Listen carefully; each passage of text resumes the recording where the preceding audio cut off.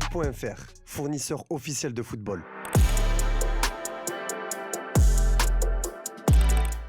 Salut à toutes et à tous et bienvenue dans ce nouveau JT Foot Mercato.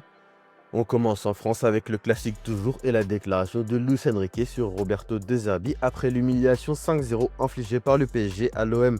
Après la débâcle, l'Italien de plus en plus critiqué du côté de Marseille et qui a vécu une nouvelle humiliation après l'élimination en Ligue des Champions voit son avenir devenir toujours plus flou. En conférence de presse, Luis Enrique a été interrogé sur la performance et la situation de Roberto De Zerbi et sur la portée de ce résultat. Conscient de l'ampleur du score et de la domination parisienne, l'entraîneur espagnol a tenu à relativiser et à défendre son homologue marseillais, soulignant les qualités tactiques et offensives de l'Italien. J'ai la même estime pour De Zerbi qu'avant le match. Ce n'est pas simple de trouver des solutions en cours de partie. C'est un grand entraîneur, j'aime la façon dont il fait jouer ses équipes et sa volonté constante d'attaquer. Pour moi, c'est un des meilleurs entraîneurs de ce championnat. Il est encore jeune, mais il a une belle expérience. Ce résultat ne change rien à ce que je pense de lui, a expliqué Luis Enrique, rappelant que le classique, malgré son score, ne diminue en rien le respect qu'il porte à son confrère. Pas sûr que les Marseillais soient d'accord. On vous a d'ailleurs proposé un sondage sur notre site internet pour savoir si Roberto De Zerbi peut rester à la tête de l'OM. N'hésitez pas à aller participer. Toujours sur le classique, malgré la démonstration sportive, l'attention s'est rapidement déplacée vers les tribunes où l'ambiance s'est relevée particulièrement électrique. Entre banderoles et chants jugés homophobes ou racistes, une interruption du match et une atmosphère saturée de fumigène, le PSG risque désormais de lourdes sanctions de la LFP. Pendant la rencontre, plusieurs banderoles ont été déployées, ciblant à la fois la Ligue de football professionnel et le club marseillais.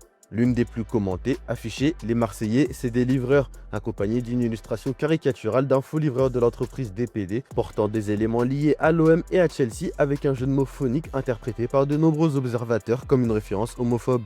Le règlement de la LFP rappelle que les clubs sont responsables du comportement de leurs supporters et prévoit un large éventail de sanctions. Amende financière, fermeture partielle ou totale de tribunes, huis clos, autres des points, voire défaite sur tapis vert en cas de manquement grave ou répété. Les décisions à venir de la LFP seront scrutées de près car elles pourraient à la fois affecter la saison parisienne et redéfinir les limites de l'expression dans les tribunes du football français. On part à Rennes où Habib Beye a officiellement été licencié. Arrivé avec l'étiquette de coach capable de redonner de l'élan et de la cohérence à un projet déjà fragilisé, l'entraîneur n'a jamais réussi à enrayer une crise profonde aussi bien sportive que mentale. Les résultats en berne, la défiance croissante autour du coach et l'impression d'un groupe à bout de souffle ont fini par convaincre la direction qu'un changement devenait inévitable, malgré la volonté initiale de laisser du temps aux techniciens. Pour le remplacer, Ouest France assure que c'est le profil de Franck S qui a été retenu, une information que nous sommes en mesure de vous confirmer. S qui a joué à Rennes et qui a été coach des U17 du club breton il y a quelques années, a l'avantage d'être libre depuis son départ de Nice. Sa probable arrivée au Roazhon Park est loin d'être une surprise puisque le président du Stade Rennais Arnaud Poulle connaît bien S après avoir travaillé avec lui au RC Lens. Les deux hommes sont restés très liés et il convient de rappeler que l'ombre du coach de 54 ans planait déjà au-dessus de Beye quand ce dernier avait été nommé il y a un an pour une mission de 6 mois. Face au RC Lens samedi, Jérémy Jacquet s'est blessé et a dû quitter la pelouse en hurlant de douleur la faute à une blessure à l'épaule.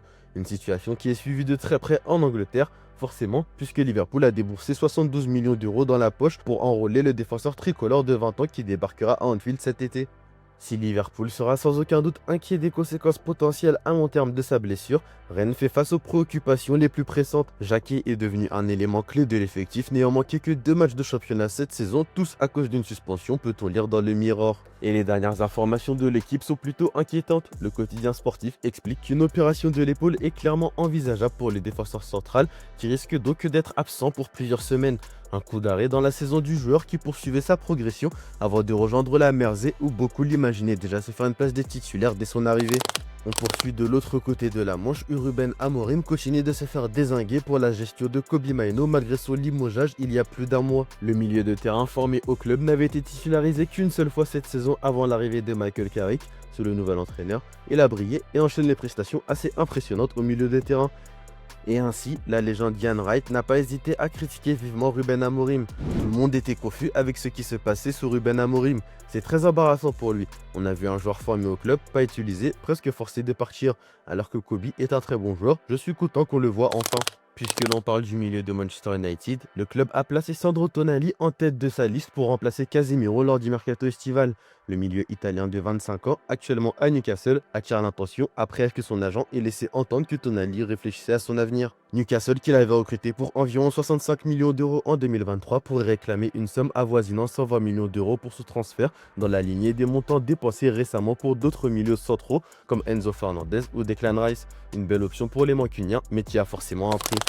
On part en Espagne où Arda Güler prend cher après sa nouvelle prestation assez moyenne contre Valence. Dimanche, face à Valence, les Merengues ont encore pris les 3 points malgré une prestation globale bancale. Et cette fois, c'est un petit coup de génie d'Alvaro Carreras qui a fait la différence alors que Kylian Mbappé a fait le break en toute fin de partie. Après ce match, les critiques visent Arda Güler ce lundi. Il n'a pas les qualités, pourquoi il n'est pas et ne sera jamais le nouveau Modric. Le Turc montre de la qualité, mais il est loin de ce que l'équipe cherche, titre par exemple la Cadena Nasser. L'ancien joueur du Real Madrid et de la sélection espagnole Rafa Alcorta a lui lancé. C'est un bon joueur, on le voit tous, il a le meilleur pied sur le terrain, ça on le sait aussi, et on sait aussi qu'il ne veut pas jouer au milieu. Il veut jouer comme en Turquie, que toute l'équipe joue pour lui et qu'il puisse faire ce qu'il veut sur le terrain. Mais ici, ça ne se passe pas comme ça. Il y a un autre travail à faire et pas uniquement chercher la dernière passe. Il doit aider plus au milieu et c'est quelque chose qu'il ne fait pas. Le message est passé. Toujours à Madrid, un autre joueur fait face aux critiques, mais à l'Atlético cette fois, Julián Alvarez. L'attaquant argentin ne parvient pas à sortir la tête de l'eau et ça commence à se compliquer sérieusement pour lui. Les chiffres deviennent particulièrement inquiétants, comme le révèlent les médias espagnols. Cela fait plus de 3 mois qu'il ne marque pas en championnat, puisque son dernier but en Liga remonte au 1er novembre dernier face à Séville. Son dernier but tout court remonte à 2 mois exactement en Ligue des Champions le 9 décembre. Pour Alvarez, le problème n'est pas que comptable, puisqu'il est aussi en difficulté dans le jeu, étant assez transparent et ne faisant aucune différence avec le ballon. Je pense que ce n'est pas opportun de continuer à parler de Julián. On a confiance en lui, c'est un joueur très important, le meilleur qu'on a, et on attend qu'il puisse donner encore plus de choses dans les moments importants qui arrivent, expliquait un Simeone assez agacé après le match, tenant tout de même à défendre son compatriote publiquement. L'arrivée d'Ademola Lookman, convaincant pour ses 2 premières apparitions, peut clairement le mettre en danger. On enchaîne avec le classement des top buteurs européens. Auteur d'un nouveau pion ce dimanche face à Valence, Kylian Mbappé maintient le rythme. L'attaquant français de la Casablanca reste le plus proche poursuivant d'Harry Kane et dispose désormais du joli bilan de 23 buts en 22 matchs. Le podium est complété par Erling Haaland, buteur hier face à Liverpool sur penalty. Vangelis Pavlidis suit juste derrière avec 19 buts en 21 matchs. 5e, Ayase Ueda stagne. L'attaquant japonais n'a pas joué hier avec le Feyenoord. Il comptabilise ainsi 18 buts en 20 matchs. On passe aux officiels du jour avec Joan Laporta et le reste de la direction du FC Barcelone qui viennent de démissionner. Le patron des Blaugrana ne jette pas l'éponge puisqu'il s'agit du processus normal avant la tenue de l'élection présidentielle du club catalan prévue le dimanche 15 mars prochain.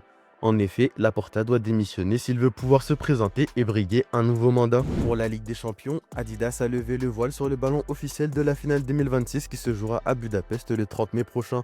Inspiré du concept de la ville comme le conte de Deville, ce ballon allie modernité et héritage à travers des couleurs vibrantes et un graphisme aux effets liquides symbolisant l'énergie et la dualité de la fameuse ville de Budapest. Allez, comme d'habitude, on se quitte avec l'image du jour et ce magnifique tifo des supporters du Paris Saint-Germain avant la rencontre face à l'OM. Voilà, c'est tout pour aujourd'hui. Bonne journée à tous, merci de votre fidélité et on se retrouve très vite pour de nouvelles vidéos sur Foot Mercato.